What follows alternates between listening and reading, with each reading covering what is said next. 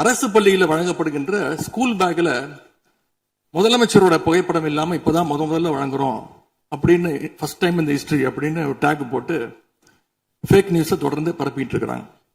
இதெல்லாம் எங்களுடைய திராவிட முன்னேற்ற கழகம், எங்களுடைய திராவிட மாடல் அரசுல எங்களுடைய முதலமைச்சர் கொண்டு வந்த திட்டங்கள். இப்படி இவங்க ஸ்டிக்கர் ஒட்டின லிஸ்ட் மிகப்பெரிய லிஸ்ட். இன்னொரு முக்கியமான விஷயம் பத்தி இந்த நேரத்தில் பதிவு செய்ய விரும்புறேன். அறநிலையத்துறையின் அசையும் மற்றும் அசையா சொத்துக்களின் வருவாய் அதன் புனிதமான நோக்கத்திற்கு மட்டுமே பயன்படுத்தப்படும் அப்படின்னு ஆளுநர் உரையில இடம்பெற்றிருக்கு.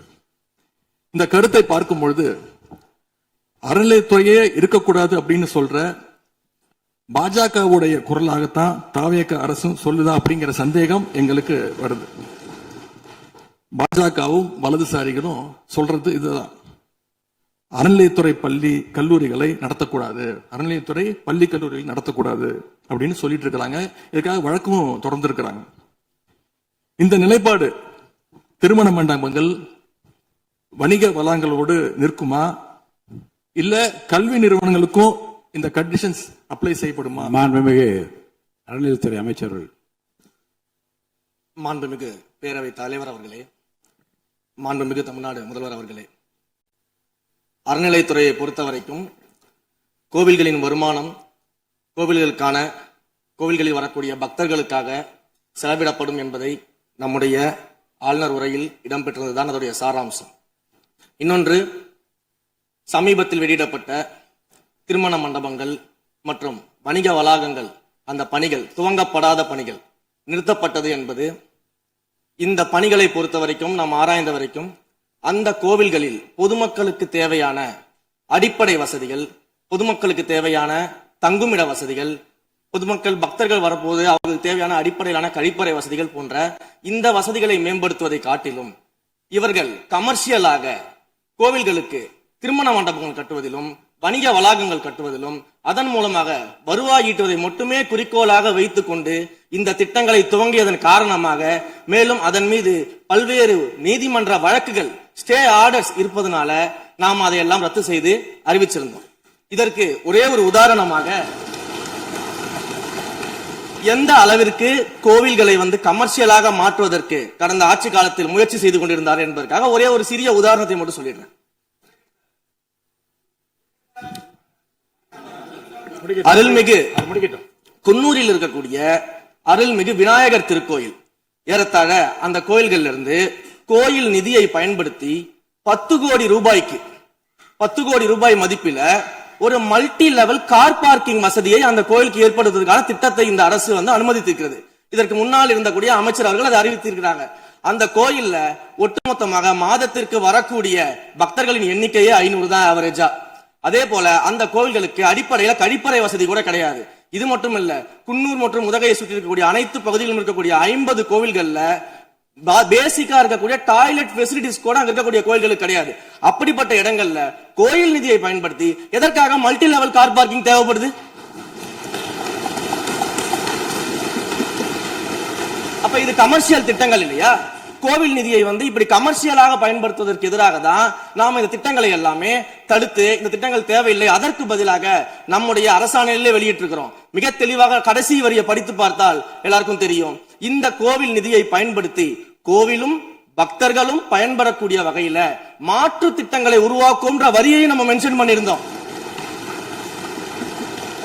எந்த இடத்திலேயுமே மக்கள் பயன்படக்கூடிய கல்வி நிலையங்களையோ இல்ல இது போன்ற மருத்துவ வசதிகளையோ நாம செய்து தரமாட்டோம்னு சொல்லல.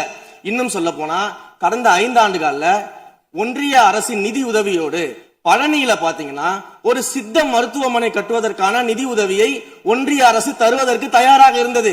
ஆனா கடந்த ஆட்சியில அந்த திட்டத்தை அப்படியே கிடப்புல போட்டுட்டு கேட்டா ரெக்கரிங் செலவை எங்களால ஏத்துக்க முடியாது அப்படின்னு சொல்லி கிடப்புல போட்டு வச்சிருந்த இந்த திட்டத்தை நாம இன்றைக்கு கையில் எடுத்து அதை துவங்குவதற்கான ஆய்வில் இறங்கியிருக்கிறோம். அப்ப எந்த இடத்திலையுமே மக்கள் பயன்பெறக்கூடிய திட்டங்களை நாம தடுக்கவும் இல்லை, நாம யாருக்கும் பி டீமாக இருந்து வேலை செய்ய வேண்டிய அவசியமும் இல்லை. கோயில்களின் நிதியை ஒரு காலமும் கமர்ஷியலாக பயன்படுத்த வேண்டிய அவசியமும் மாண்புமிகு தமிழ்நாடு முதலமைச்சர் தலைமையிலான தமிழக வெற்றி கழகத்தின் ஆட்சிக்கு தேவையும் இல்லை. மாண்புமிகு உறுப்பினர் சேகர் பாபு. மாண்புமிகு பேரவைத் தலைவர் அவர்களே, இந்து சமய அறநிலைத்துறை கொடைகள் என்ற ஒரு சட்டம் இருக்கின்றது. அந்த சட்டத்தில் விதி 69 என்ற குறிப்பிடப்பட்டிருக்கின்ற அந்த பணிகள் சட்ட விதிகளுக்கு உட்பட்டு சட்டத்தின் 36 பிரிவிலிருந்து தான் இந்த பணிகள் மேற்கொள்ளப்பட்டன. குறிப்பாக ஏதோ அமைச்சரே முடிவு செய்து திருமண மண்டபங்களையும் வணிக வளாகங்களையும் ஏற்படுத்துவதற்கு உத்தரவிட்டதாக மாண்புமிகு அமைச்சர் அவர்கள் அவைக்கு உண்மைக்கு புறம்பான தகவலை தந்து கொண்டிருக்கின்றார். ஒவ்வொரு திட்டங்களும் அன்றைய காலகட்டத்தில் இருந்த சட்டப்பேரவை உறுப்பினர்களுடைய பரிந்துரையின் அடிப்படையில், சட்டப்பேரவை உறுப்பினர்கள் கேட்டுக்கொண்டதற்கு அடிப்படையில் தான் அனைத்து திட்டங்களும் அந்த காலகட்டங்களில் கொண்டு வரப்பட்டது. அதோடு மட்டுமல்ல, உறுப்பினர் அவர்கள் குறிப்பிட்டு கூறினார், குன்னூரிலே மல்டி லெவல் கார் பார்க்கிங் கொண்டு வரப்பட்டது என்று. அங்கே இருக்கின்ற 56 கோயில்களையும் நான் குன்னூரிலே 5 நாட்கள் ஊட்டியிலே முகாமிட்டு அனைத்து கோயில்களுக்கும் நேரடியாக சென்று ஆய்வு செய்தோம். அந்த ஆய்வின் அடிப்படையில் அந்த திருக்கோயில்களுக்கு வருகின்ற பக்தர்களுடைய அடிப்படை தேவைகளுக்கு வருமானத்தை உயர்த்துவதற்காக குன்னூருக்கு சுற்றுலாவுக்கு வருகின்ற மக்களுடைய வாகனங்கள் போதிய அளவிற்கு பார்க்கிங்களுக்கு இடமில்லாமல் தவிக்கின்ற சூழ்நிலையில் அங்கே மல்டி லெவல் பார்க்கிங் கொண்டு வந்தால் நகராட்சி பரிந்துரையின் அடிப்படையில் வருமானம் பெருகும். அந்த வருமானம் திருக்கோயில்களுடைய மேம்படுத்துகின்ற பணிகளுக்கு உதவும் என்பதற்காகத்தான் அந்த பணிகளை மேற்கொண்டோம் என்பதை மாண்புமிகு அமைச்சர் அவர்களுக்கு இப்போது யார் அறிவுறுத்தி, ஒரு நிமிஷம், யார் அறிவுறுத்தி இந்த அரசாணையை வெளியிட்டிருக்கின்றாரோ அவர்தான் அப்பொழுது ஆணையாளராக இருந்தபோது இதே அறிவுறுத்தின் பேரில் அரசாணையை வெளியிட்டிருக்கிறார் என்பதை பேரவைத் தலைவருக்கு, பேரவைத் தலைவர் வாயிலாக அமைச்சருக்கு தெரிவித்துக் கொள்கிறேன். மேலும் அவர் கூறுவதற்கு எனக்கு பாயிண்ட் ஆஃப் ஆர்டர் பதில் கூறுவதற்கு அனுமதிக்க வேண்டும். மாண்புமிகு பேரவைத் தலைவர் அவர்களே, குன்னூரில் இருக்கக்கூடிய அந்த விநாயகர் கோயிலுக்கு சொந்தமான இடத்துல மல்டி லெவல் கார் பார்க்கிங் அமைப்பதற்கு ஏற்கனவே அங்க இருக்கக்கூடிய நகராட்சி நிர்வாகம் ப்ரப்போசல் வழங்கிய போது அந்த நகராட்சி நிர்வாகத்திடம் நம்முடைய நிலத்தை குத்தகைக்கு கொடுத்து அதன் மூலமாக இருக்கக்கூடிய வருவாயை வைத்துக் கொண்டு நாம் முடிந்த வரையில் நம்முடைய கோயில்களுக்கு தேவையான அடிப்படை வசதிகளை நாம் செய்து கொடுக்கலாம். ஆனால் கோயில் நிதியவே 10 கோடி எடுத்து அங்கு மல்டி லெவல் கார் பார்க்கிங் வந்து எந்த விதமான பொதுமக்களும் பக்தர்களும் கேட்கல. பக்தர்களும் பொதுமக்களும் கேட்பதெல்லாம் கோயிலுக்கு உள்ளே சென்று மனநிறைவோடு தரிசனம் செய்துவிட்டு வெளியே வரும்பொழுது அவர்களுக்கு தேவையான அடிப்படை வசதிகளை தான் பக்தர்கள் கேட்டுக் கொண்டிருக்கிறார்கள். அதை செய்தாலே போதுமானது. மாநில எதிர்கட்சி தலைவர் பேசுகிறீங்க. போதுங்க, நீங்க சொன்னீங்க விளக்கம் சொல்லி திரும்பி இதை நான் அனுமதிக்க முடியாது. மாண்புமிகு எதிர்கட்சி தலைவர் பேசுங்க. வேண்டாம், போதும், நீங்க பதில் சொல்லிட்டீங்க. பாருங்க, மல்டி லெவல் கார் பார்க்கிங் தேவைன்னு அவர் இல்லைன்னு சொன்னாரு, ஏன் போட்டு நீங்க சொல்லிட்டீங்க. அதோட விவாதம் முடிந்தது. மாண்புமிகு எதிர்கட்சி தலைவர் பேசுங்க. நீங்க திரும்ப எதுக்கு பாயிண்ட் பாடுற? இனிமே எதிர்கட்சி தலைவர் பேசி முடிக்கிற வரைக்கும் குறுக்கீடுகள் அவசியம் இருந்தால் அனுமதிப்பேன், அனுமதிக்க முடியாது. எதிர்கட்சி தலைவர் பேசலாம். ஒரு குற்றச்சாட்டு இல்ல, விளக்கம் தான் சொன்னார். என்ன குற்றச்சாட்டு சொன்னாரு? அவர் விளக்கம் சொல்லிட்டாரு. மாண்பு எதிர்கட்சி தலைவர் நீங்க பேசலாம்.